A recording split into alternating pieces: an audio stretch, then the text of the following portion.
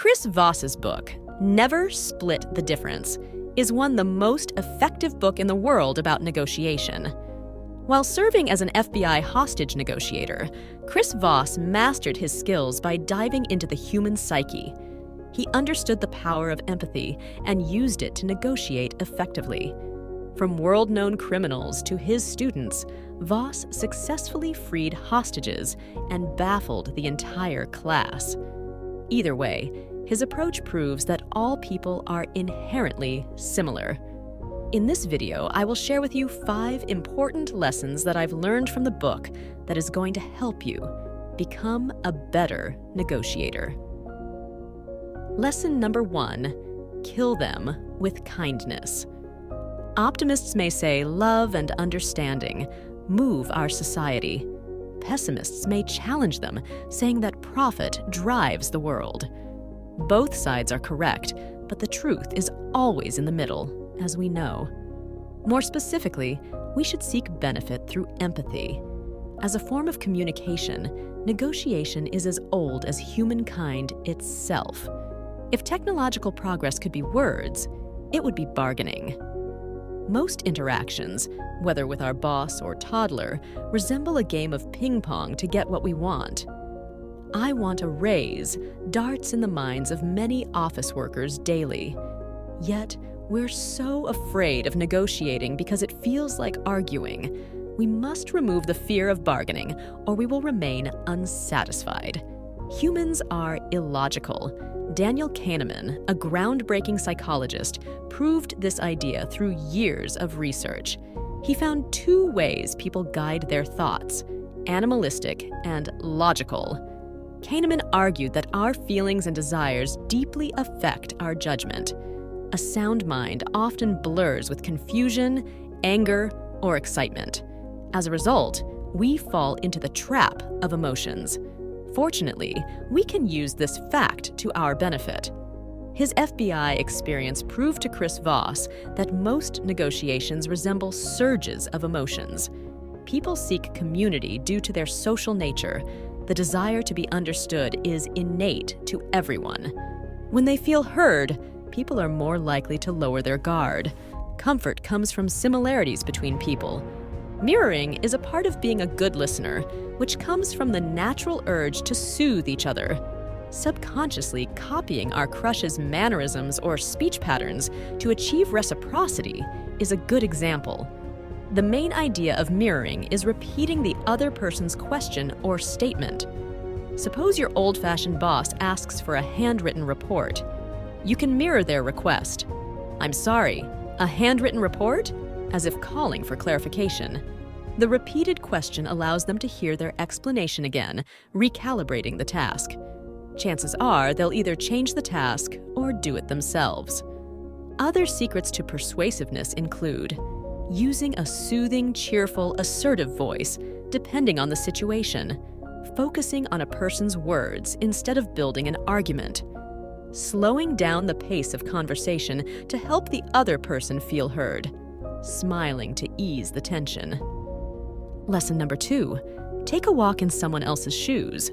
Compassion is the first social skill parents must teach their children. Mutual understanding is a fundamental value in our society. However, such sympathy can be confused with deceit. As a community, we seek personal benefit through others. But it does not have to be cynical. This is when empathy enters the stage. Having empathy means not only understanding others' feelings, but also seeing beyond the smile. A genuine commitment to another person helps them trust us more. An experiment on neural resonance found that good listeners can predict each other's responses. We can exercise our resonance skills by observing speakers or watching TV interviews. Labeling emotions results from good observation, and this is another valuable tool for appealing to people. Talking about negative feelings helps relieve related stress. When we name the worry or fear, we also show solidarity with the other person.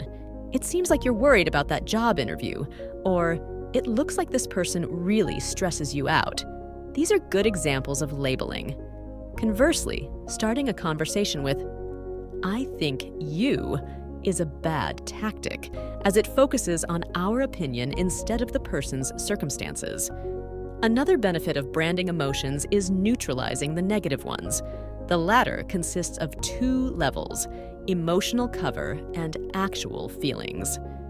A crabby aunt who feels alone at family gatherings is familiar to everyone. Labeling her unhappiness will soothe her. To condense the lesson, negate pessimism with positivity.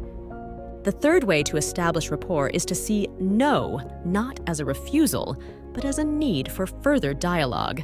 We dread rejection, but it has something that yes cannot provide. Most of the time, we focus on our words instead of the opponent. That's why they say yes to get rid of us. On the flip side, hearing no promises more trust.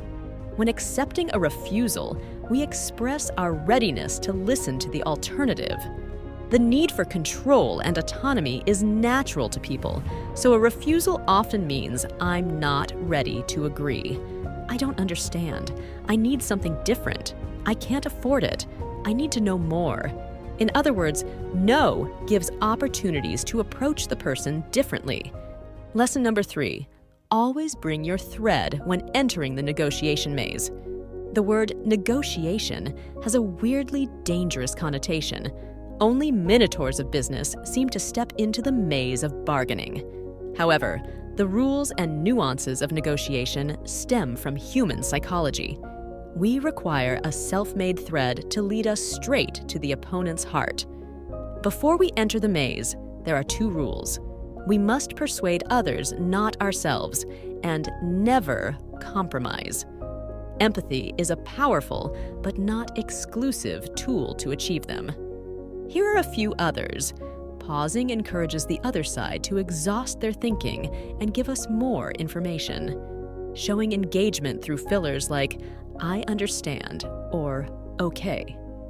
Paraphrasing the opponent's words to confirm our understanding, summarizing their statement to show we're on the same page. These tactics aim to lead the other person to say, that's right, instead of, you're right, as if to end the invasive conversation without believing our arguments. This strategy is useful when negotiation comes to nothing, as it ensures that both parties appreciate each other's values and motivations and are willing to look for common ground. Another thing we care about while negotiating is fairness. When accused of unfairness, we immediately try to disprove it by doing whatever it takes, including agreeing to another person's terms. Do the same to your opponent and see them raise the offer to justify themselves. At the same time, we must remember the value of persuasiveness. When negotiating a price or a business deal, make sure to lower your opponent's expectations. You avoid loss if it's more likely than success. Afraid to take a risk, we prioritize any profit over losing everything. Let your opponent offer first. You need all possible information to negotiate the price confidently. Give a range. People subconsciously choose the lower number, for example, between $130,000, $170,000. Most of them will choose lower one. Give an odd number. Using this tactic makes it look calculated and thus respected. Discuss non-monetary terms if your financial ones don't yet match. If necessary, offer your opponent the same to keep good relationships. Offer a gift to start on a good note, but don't use it as a tip or as a bribe. Lesson number 4, don't get too emotional. Emotions can be allies and foes. For example, fear negates our arguments even before we begin the conversation. One unspoken rule of negotiating is never to ask first, as it always places a debt, thus losing to our opponent already. When we hurry to state our terms, we lose the opportunity to win by falling victim to our fear. However, the other person has emotions too. As bargainers, we can grab this questionable part of the human psyche by its tail and use it to our advantage. Tuning into our feelings is necessary to avoid sounding harsh or suspicious. The trick is to balance our emotions with calibrated negotiation. Kindness is good for breaking the ice, but calmness is excellent for sealing the deal. If signing a deal or cutting the rent is the goal, we must learn to influence our future partners or landlords. We can try the following techniques. Open-ended questions, especially how and what. What made you do it? And how should I do it? Force the opponent to solve the problem they imposed on you and avoid escalation. Coax all the negotiators. There's never one person to make a decision. Asking, how do your colleagues or family view the situation? Or what effect does it have on your team?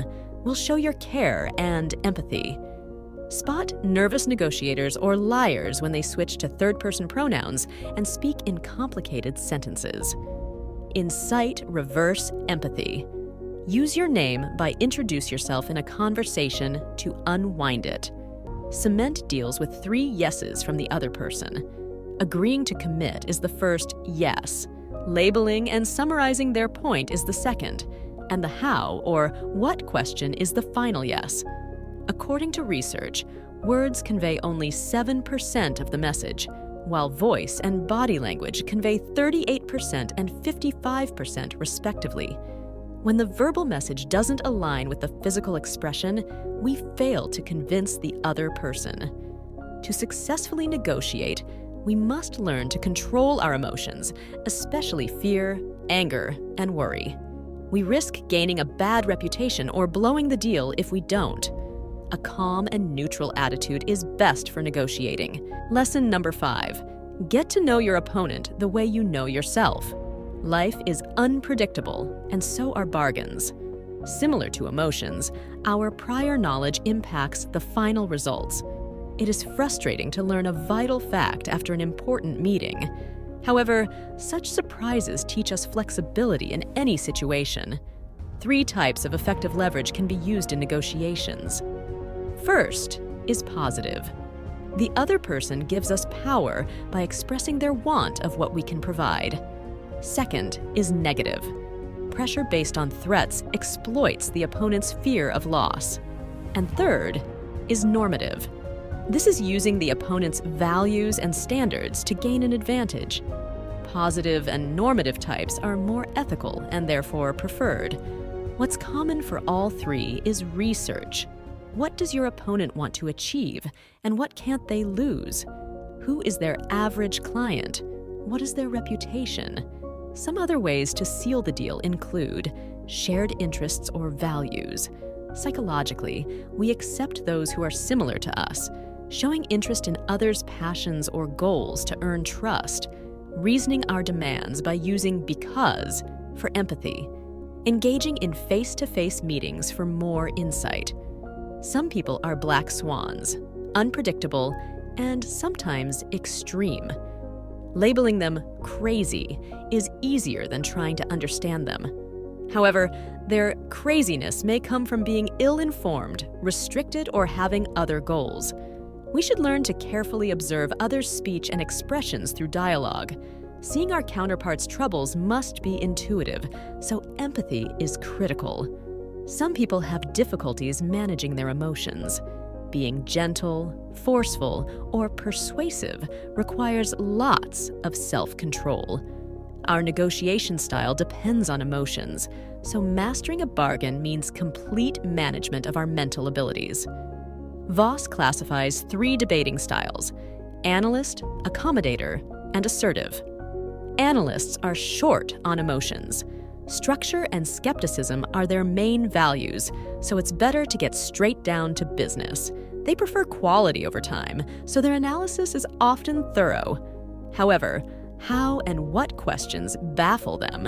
Accommodators are open and friendly. Unlike analysts who need quiet time to think, they are chatty and fear silence. So, one can annoy the other by talking too much. Those who accommodate during talks don't usually gain a lot and need more firmness. Assertive people are just that, but they care only about business and thus can be aggressive. Knowing our opponent's style can show us things to improve, so we can confidently enter the next bargain. A good speaker is not naturally silver-tongued. They have years of practice and mental stamina behind them and can make their dreams come true by knowing what, when, and how to speak. That was it for this video. Thanks everyone for watching and have a good day.